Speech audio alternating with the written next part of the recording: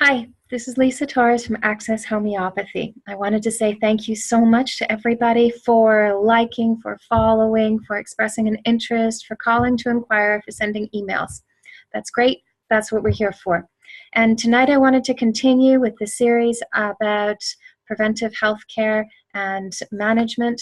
And so I have some notes with me today, so I will be looking around. I wanted to consider how medicines, the pharmacological substances, and natural ones as well, can affect the body in different levels. The mind, the body physically, different organ systems, different body systems, and the emotions. And so how they do affect us varies from person to person.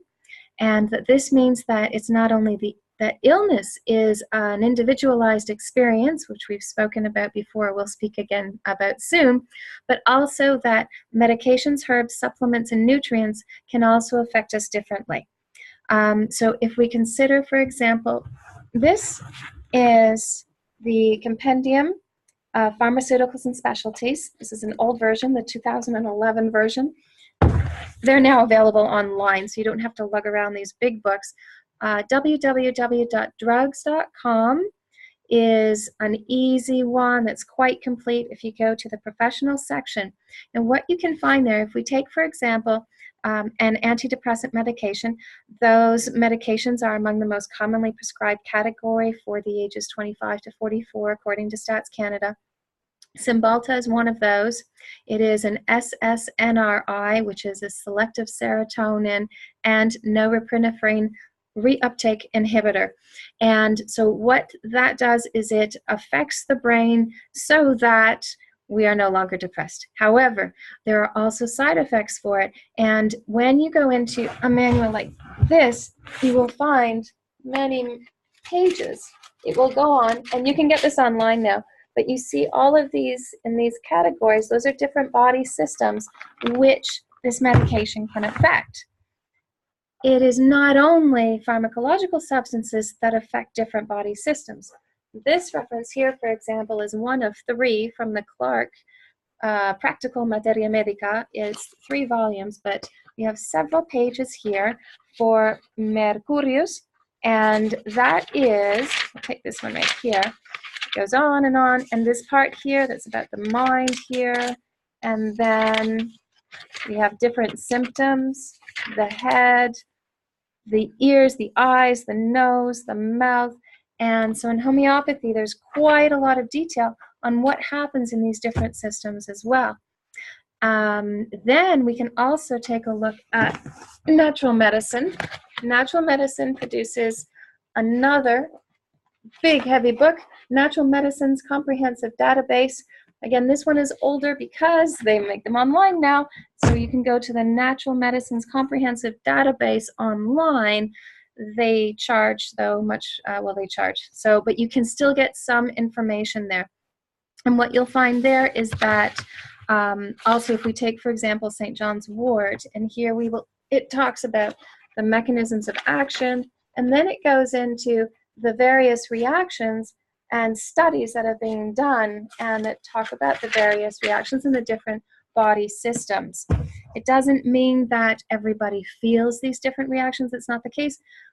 It's an individual basis, but what is around and what the phenomenon is that pharmacological substances, naturopathic ones, natural, like St. John's wort, herbs, and homeopathics can have an effect on various body systems, mind, and emotions as well.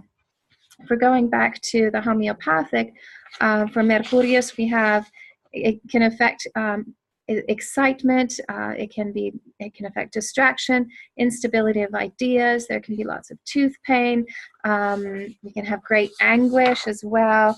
It can work fainting, fevers, emaciation, dysentery, again, gums, herpes. So in these different areas in the body, if we're taking a look at St. John's wort, it can be used topically, internally. It's very commonly used for depression, but also heart palpitations, social phobia, ADHD, then migraine, muscle pain, neuralgia, loss of appetite, insomnia, herpes simplex, vitiligo. So there's a wide range here of uses that have been documented, and in addition to the topical ones. Even if we consider nutrients also, we know that they affect our bodies differently. And it only takes a visit to a school or to on an airplane, and they have all these different menus, or a community potluck, and we know that people respond differently to different foods. And so these 4 examples of information, based on information that's very publicly available, would suggest that the assumption that we can treat any one thing with any other product, like there's a one-to-one correspondence, is misleading. It really doesn't work that way, because everything can affect everyone differently. And so the message here is that our minds, our bodies, our emotions, bones, teeth, organs, skin, blood, we're all connected, and that it is impossible to treat the physical body or even the body parts in isolation. I hope that was helpful and interesting. I find it interesting. And if you have any questions, please feel free to contact.